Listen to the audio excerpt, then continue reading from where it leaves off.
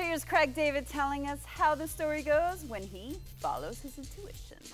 Now, just seeing you, another reminder of just how young you are and how young you were when you first started. I don't think anyone ever recognized just you were 17 or 18 years old when you exploded on the music scene. Yeah. We're seeing so many stars these days who've achieved success and kind of lost the plot. What do you think has kept you grounded over the years? I think personally it started off with my parents.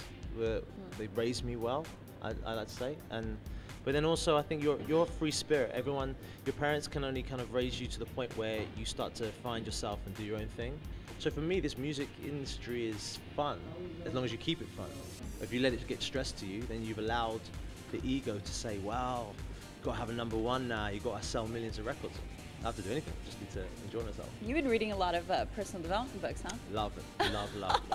That's the best confession I'm gonna get out of you. I love them too. Got to. That's the only way. That's what life is about. If you don't find yourself, then you're lost. Period. Well, actually, that brings us to your album. I know you've been working on it for a couple of years. Following my intuition, where's your intuition taking you these days?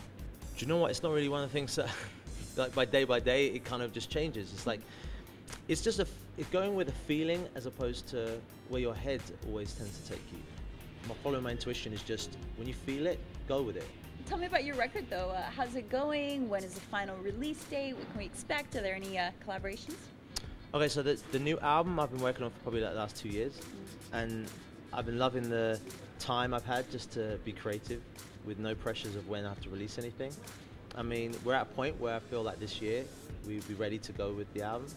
And in today's world, it feels like you need to have the hot artist, the hot rapper, the hot guy to be on your record. And it kind of feels like a compilation album of like everyone else is on your record and none of you.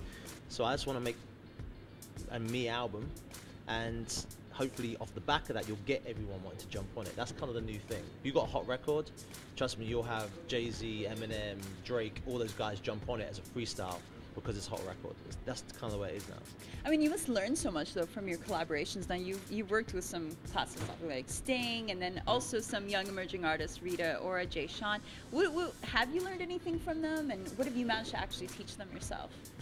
I think what I've learned from the new artists is to keep that energy and that hunger and that passion that you have. I think you tend to, when you've experienced things, you become a bit more chilled about it. It's that footballer who's running around the pitch like crazy. He's got his debut for his first time playing for, I don't know, Manchester United or Chelsea, and he's just like, wow, this is my dream come true.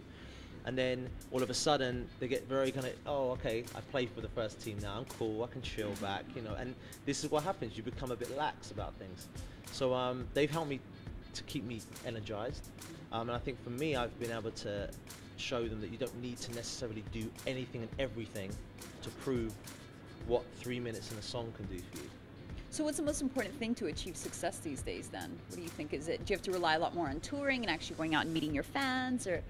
I think for me, the real element of success is to enjoy the journey and to know that the expectation that you'll create of what that success will be in the end, it can never live up to it. Because as soon as you've had a #1, then that thirst for a #1 is like a drug addict who wants another one. And if you don't have a #1 and you get a #2, then all of a sudden you're a failure, and you create your own disaster for yourself.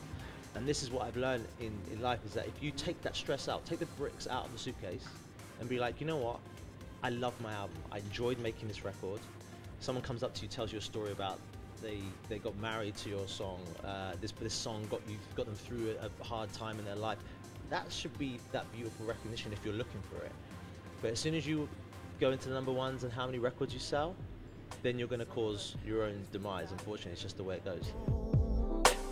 But I need some sweetness on my tongue.